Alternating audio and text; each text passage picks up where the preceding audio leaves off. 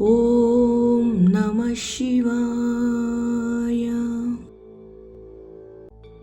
ಶಿವ ಎಂದರೆ ಸೃಷ್ಟಿಯ ಲಯಕರ್ತ, ಎಲ್ಲರಲ್ಲೂ ಅಡಗಿರುವ ಆತ್ಮ ಚೈತನ್ಯ. ಶಿವ ಎಂದರೆ ಆನಂದ, ಮಂಗಳಕರ. ಎಲ್ಲರ ಆತ್ಮದಲ್ಲಿಯೂ ಶಿವನಿದ್ದಾನೆ. ಶಿವಮಂತ್ರ ಪಠಣವೆಂದರೆ ಸರ್ವೇಶ್ವರನಾದ ಶಿವನಿಗೆ ಗೌರವ, ಭಕ್ತಿಯನ್ನು ಸಲ್ಲಿಸುವುದು. ಶಿವಮಂತ್ರಗಳ ಪಠಣದಿಂದ ಜೀವನದ ದಿಕ್ಕೇ ಬದಲಾಗಬಹುದು. ಶಿವನನ್ನು ಮೆಚ್ಚಿಸಲು ನಾವು ಹೆಚ್ಚೇನು ಮಾಡಬೇಕಾಗಿಲ್ಲ. ಅವನನ್ನು ಮನಸ್ಸಿನಲ್ಲಿ ಭಕ್ತಿಯಿಂದ ಆರಾಧಿಸಿದರೆ ಸಾಕು, ಜಪಿಸಿದರೆ ಸಾಕು. ಶಿವನು ನಮ್ಮೆಲ್ಲ ಕಷ್ಟಗಳನ್ನು ಕೂಡ ನೀಗಿಸುತ್ತಾನೆ. ಶಿವಮಂತ್ರ ಪಠಣಗಳ ಮೂಲಕ ಅವನನ್ನು ಪ್ರಾರ್ಥನೆ ಮಾಡುವುದರಿಂದ ಜೀವನದಲ್ಲಿ ನಾವು ಯಶಸ್ಸನ್ನು ಗಳಿಸಬಹುದು. ಹಾಗೆ ಶಾಂತಿ, ನೆಮ್ಮದಿಯನ್ನು ನಾವು ನಮ್ಮ ಜೀವನದಲ್ಲಿ ಕಾಣಬಹುದಾಗಿದೆ.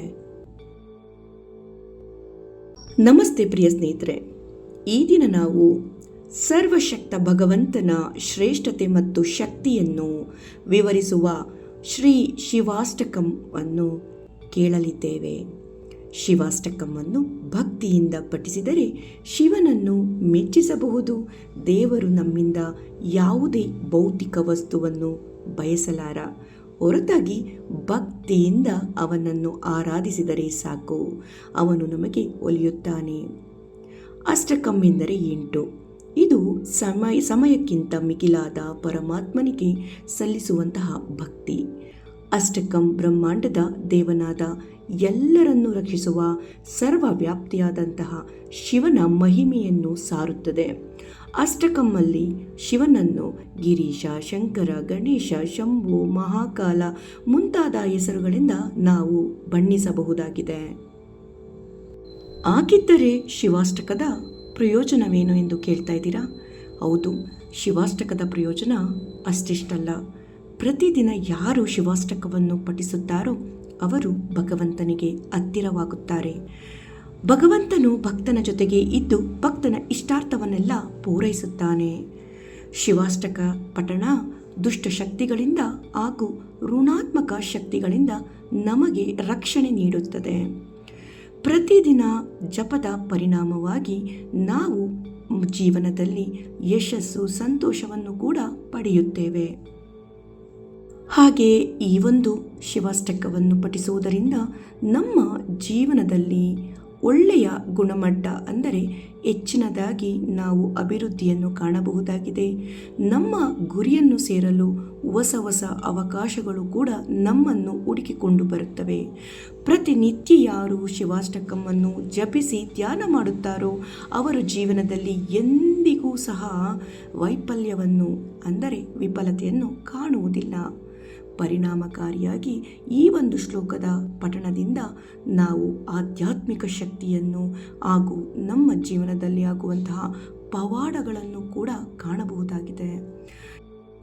ಶಿವಾಷ್ಟಕವನ್ನು ಮುಖ್ಯವಾಗಿ ನಮ್ಮ ಮನಸ್ಸಿನಲ್ಲಿ ಒಂದು ಸೂಕ್ತ ಪ್ರಜ್ಞೆಯನ್ನು ಬದಲಾಯಿಸಿಕೊಳ್ಳಲು, ನಾವು ಜಾಗೃತೆ ಮಾಡಿಕೊಳ್ಳಲು ಇದನ್ನು ಪಠಿಸಬೇಕು. ಪ್ರತಿದಿನ 1 ಅಥವಾ 2 ಬಾರಿ ಪಠಿಸಬಹುದು. ಪ್ರತಿದಿನ ಇದನ್ನು ಪಠಿಸಲು ಸಾಧ್ಯವಾಗದಿದ್ದರೆ ಇದನ್ನು ಕೇಳಬಹುದು, ಅಥವಾ ವಿಶೇಷ ದಿನಗಳಲ್ಲಿ, ಶಿವನ ವಿಶೇಷ ದಿನಗಳಲ್ಲಿ ಇದನ್ನು ನಾವು ಪಠಿಸಬಹುದು. ಹಾಗೆ ಸೋಮವಾರ ಪೂಜೆ ಮಾಡುವಾಗ ಇದನ್ನು ಪಠಿಸಿದರೆ ಅತ್ಯಂತ ಶ್ರೇಷ್ಠಕರ. ಆಗಿದ್ದರೆ ಆದಿ ಅಂತ್ಯ ಇಲ್ಲದ ಶಿವನ ಒಂದು ಶಿವಾಷ್ಟಕವನ್ನು ಈಗ ಭಕ್ತಿಯಿಂದ ಕೇಳೋಣ, ಪಠಿಸೋಣ.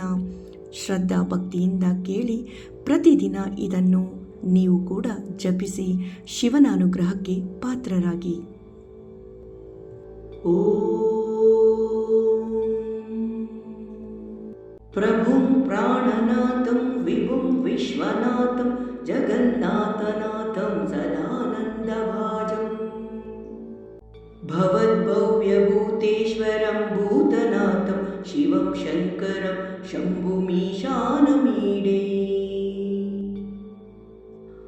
ಗಲೇರುಂಡಮಾಲಂ सर्वजालं महाकालकालं गणेशादिपालम्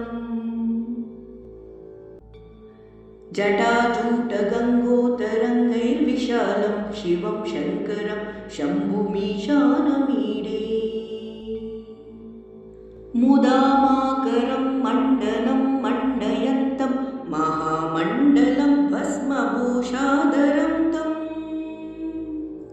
अनादिन्यपारं महामोहमारं शिवं शङ्करं शम्भुमीशानमीडे वटाधोनिवासं महाट्टाट्टहासं महापापनाशं सदा सुप्रकाशम् गिरीशं गणेशं सुरेशं महेशं शिवं शङ्करं शम्भुमीशानमीडे गिरीन्द्रात्मजा सङ्ग्रहीतार्धदेहं गिरौ संस्थितं सर्वदा पन्नगेहम्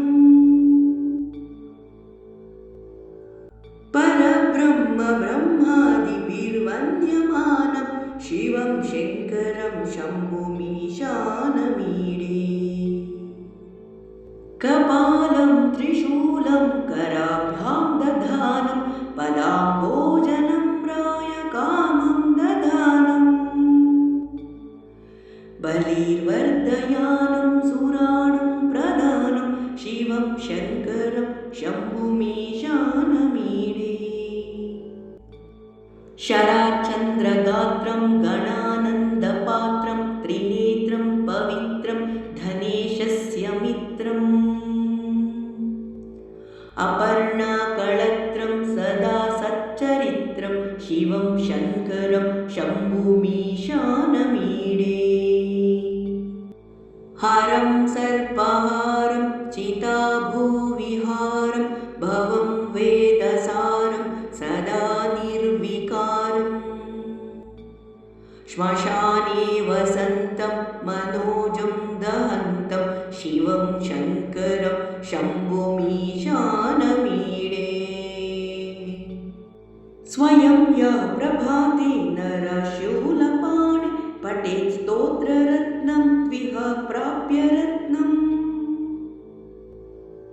सुपुत्रं सुधान्यं सुमित्रं कळत्रं विचैत्रस्समाराध्य मोक्षं प्रयाति इति श्रीशिवाष्टकं परिपूर्ण हर नमः पार्वतीपते हर हर महादेव।